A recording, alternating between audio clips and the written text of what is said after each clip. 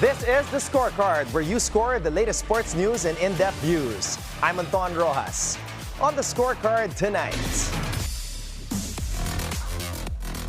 injuries and returns from injuries mark today's NBA games. The Premier Volleyball League is set to start this Saturday, yet a petition is ongoing for some fresh consideration. Attorney Donn Rico Kapunan joins us tonight to make a case for Strong Group Athletics' appeal for Alohi Robins-Hardy. All that and more on the Scorecard tonight, the 7th of November. Now, here's our roundup. The Golden State Warriors narrowly defeated the Boston Celtics 118-112 in a highly anticipated rematch of the 2022 NBA Finals. It was an exciting game that lived up to the hype, with both teams showcasing their star power despite Jaylen Brown's absence due to injury. Steph Curry's performance was particularly symbolic as he continues to climb the all-time scoring list. In his second game back from an ankle injury, Curry led the Warriors with 27 points, 9 assists, and 7 rebounds, becoming the 30th on the NBA's all-time scoring list. Jason Tatum scored a game-high 32 points for the Celtics, but it wasn't enough to secure a win or prove to Steve Kerr that he deserved better playing time in the Olympics. The Warriors improved to 7-1, while the Celtics fell to 7-2.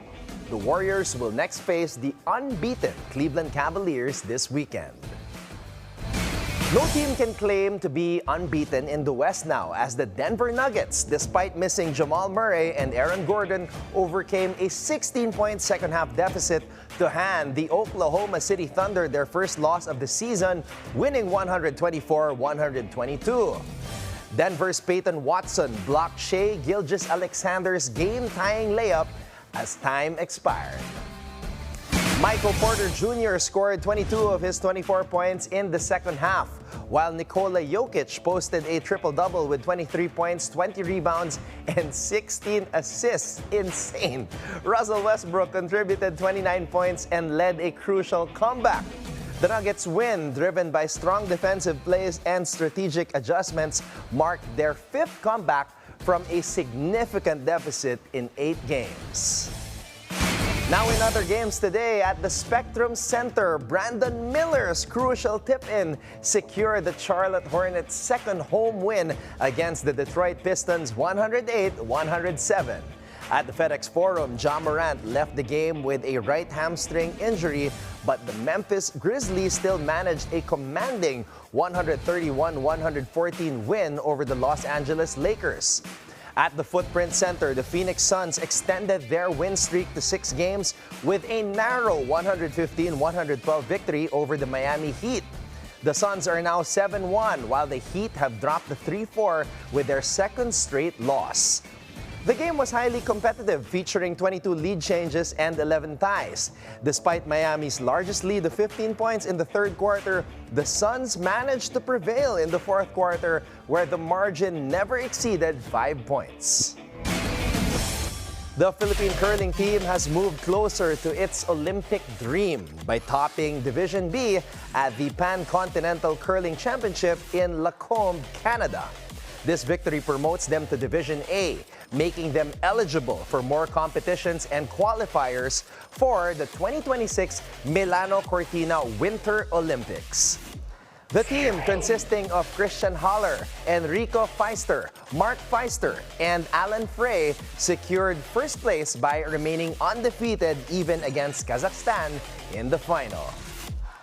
Their journey to the Olympics begins with the Asian Winter Games in Harbin, China in February 2025. This historic achievement highlights their determination and teamwork that brought them a step closer to Olympic qualification. Ran Abdilla and James Buitrago led the Philippine team to a thrilling comeback victory over Japan's Yoshi Hasegawa and Dylan Kurokawa, winning 22-24, 24-22, 59 in the Asian Senior Beach Volleyball Championship. They controlled the final set despite a challenging start. The pair rebounded from a loss to New Zealand's team for a 1-1 record, preparing for a crucial match against Thailand next.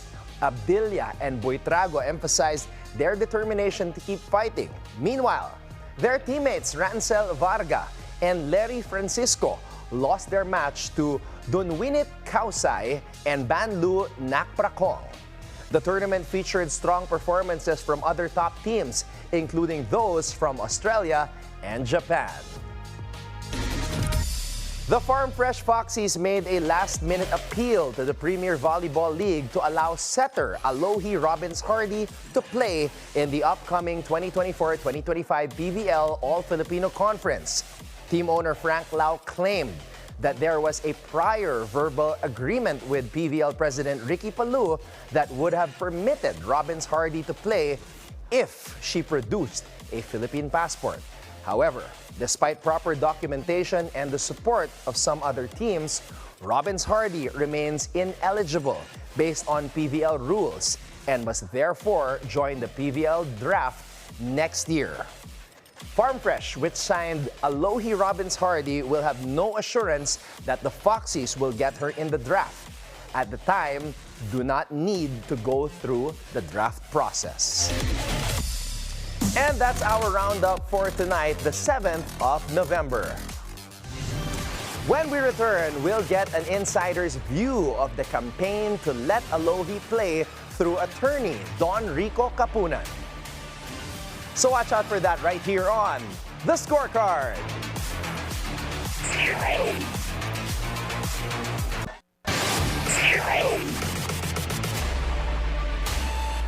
Together with Zeus Coffee and Farm Fresh team managers Kiara Cruz and CK Canapi Daniolco, our guest tonight met with the press this morning to echo Strong Group's plea. Let Alohi play. Please welcome in studio, Attorney Donn Rico Kapunan. Hi, Anton. Attorney, good evening and welcome to The Scorecard here on BNC. My pleasure. Attorney, it's been a busy day for you. It is. A lot of interesting news with regards to the opening of the PVL this weekend, in particular, the team of the Farm Fresh Foxies and, of course, Alohi Robins-Hardy. But before we get to the thick of things, I just want to establish your role with regards to SGA Strong Group Athletics. Well, I'm the team consultant, at the same time, the legal counsel of Strong Group. Okay. Not very long, but on a personal capacity, I've been advising Mr. Frank Lau on his various business interests as well. Okay. Now, with regards to the PVL, a lot of statements have been released. I actually don't know where to start with regards to this. But the latest thing is the PVL statement that was, I have to bring it out because we have to be very careful with regards to this. There is an official statement with regards to the PVL. Nakalagay po dito, on May 1, 2024, the league issued a memorandum to all member teams outlining the free agent rules and the draft guidelines. And this is the most important part. All players who wish to play in the PVL but have not played in the league since its professional status began in 2021 until the first conference of 2024 must apply and go through the draft process. So your reaction to that first part of the PVL statement? We're not contesting that, Anton. We know the rules from the start. But let me just let me just explain to you where we're coming from. Especially for those who weren't able to listen to what we mentioned earlier during the press conference. Sure. It happened after the draft. The Farm Fresh team wasn't able to draft any player from that. Now, of course, our team owner, Mr. Frank Lau, thought of ways on how to make the team more competitive, considering the absence of a star player. You know, Anton, Farm Fresh is like, what, 6-man or woman deep lineup. Only that, we're not like the other teams who are 14 woman deep in their lineup. So we're Farm Fresh, but we don't want to be a farm team, right? So that being said, we want to be competitive. So Sir Frank thought about reaching out to veteran players, perhaps who are inactive or not in the current lineup of any PVL team. So that led us to reach out to Rachel Dakis and Alohi. Alohi Robins-Hardy. Yes. So, syempre, yung situation kasi ni Alohi is different, no? She previously played for PSL, right? With Cignal. Yes. At the same time, she has played for the national team. She has played internationally in Spain, in Czech Republic, etc. No, in France even. So we felt that baka pwedeng may special consideration with Alohi. So nag-seek kami ng advice. No? Mr. Lau sought the advice of Mr. Ricky Palu, the PVL president, and Mr. Palu mentioned that, okay, for as long as she's able to produce a Philippine passport, then she can play. So that's what we did, right? We tried our darn best to help Alohi acquire a Philippine passport, and eventually she was issued one. Okay. So there's no question on her citizenship. Now now comes October, last month, and then suddenly we received the message, okay, despite you getting a passport for Alohi, she still can't play because of the draft rules. So we were in a quandary. Mr. Lau called me from Europe, and then he asked me to confer with Mr. Palu, and which we did. On October 24, we met, me, Mr. Palu, and Kiara Cruz, the assistant team manager of Farm Fresh, and Miss CK Canapi. And we discussed this among ourselves and how we can possibly, find a remedy for Alohi to play. To which Mr. Palu, and it came from him, why don't you ask other teams if they can agree to Alohi playing for your team? So we did that. No? So after that meeting on October 24, Anton, in less than 2 days, we were able to secure 6 signatures in the team. And then, nung we were in deep talks with negotiations with 2 more teams, then suddenly, Mr. Lau received a call or the news that no, they are. You still have to go through the yes, draft. Alohi still needs to go through the draft. So, for us, parang, what is this? Bakit niyo pa kami pinayagan to go through that great lengths, securing Alohi's passport, securing the signatures of other teams, and yet, ganun din pala yung sasabihin nyo.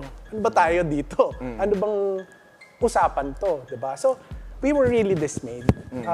Mr. Lau was so disappointed because he felt that there was already an agreement that Alohi can play, provided we met the conditions. And it came from them.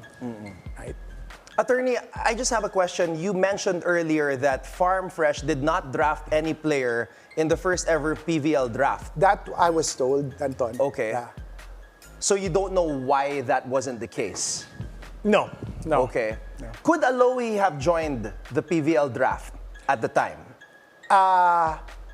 The draft I was told was in early June. Is that right? At that time, Alohi wasn't still in possession of her Philippine passport. I see. Yes. So that's the reason. Yes. All right.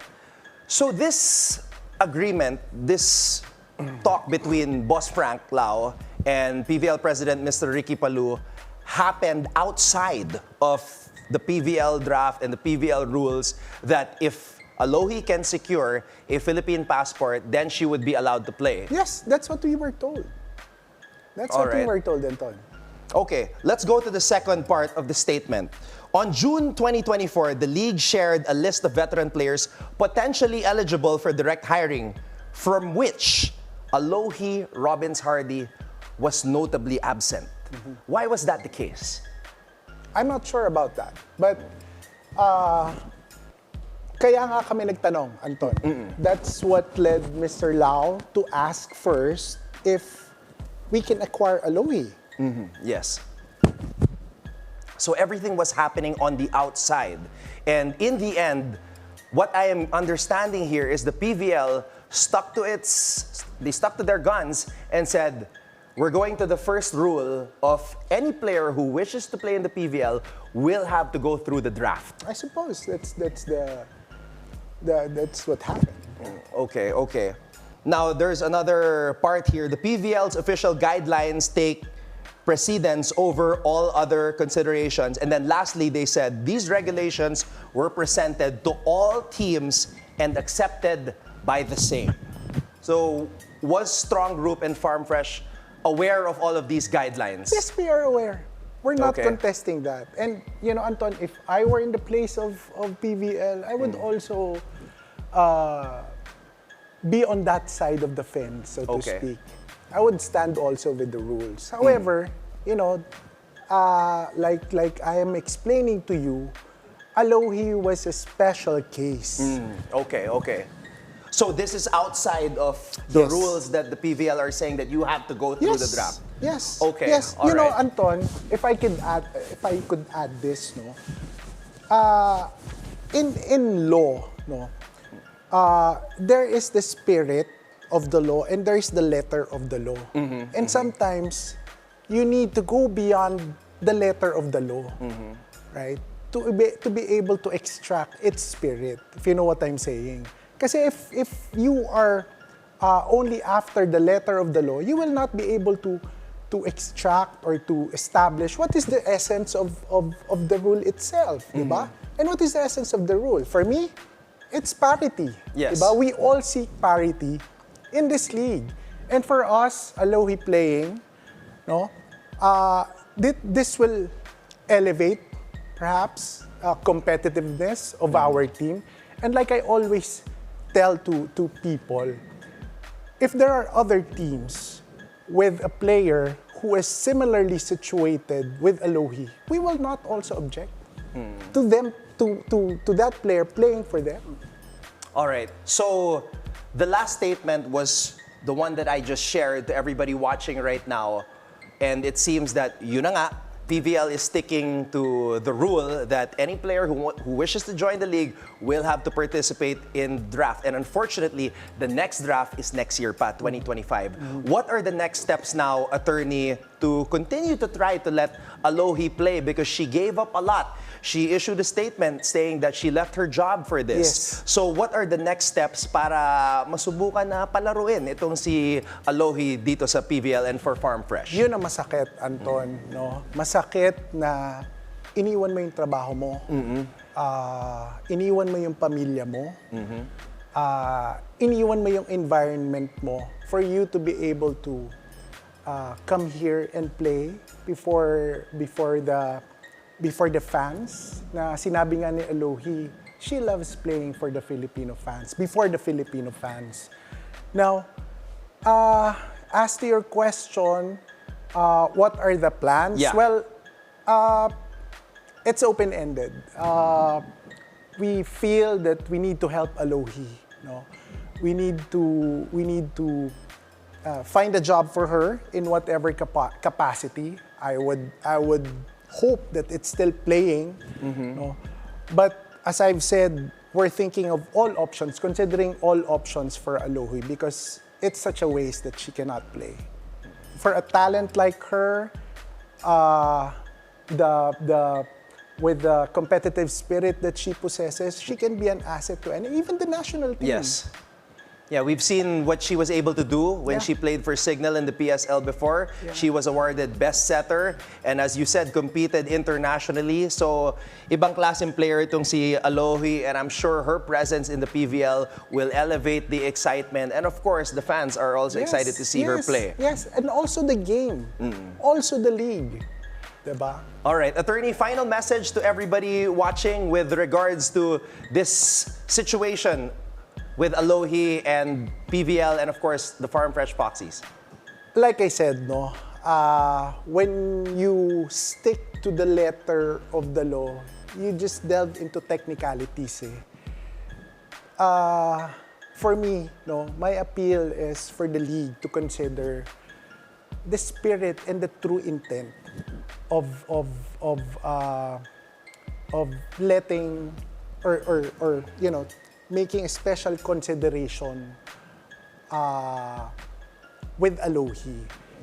Rules, just like laws, it has its purpose, but it has to be dynamic and it has to be attuned with the times, with the needs of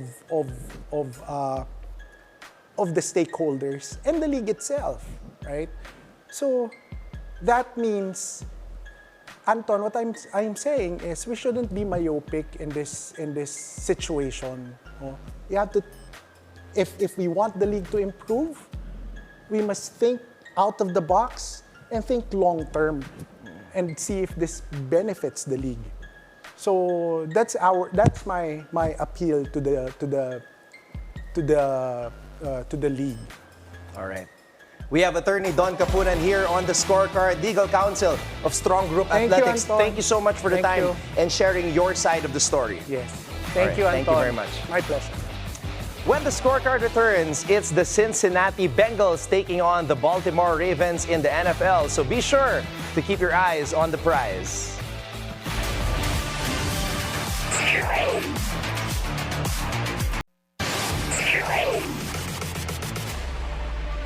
Welcome back to the Scorecard. It's time to keep your eyes on the prize.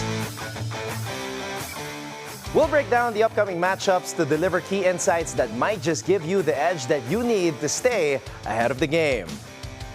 NFL Week 10 will bring us a fierce divisional clash as the Cincinnati Bengals head to M&T Bank Stadium to take on the Baltimore Ravens.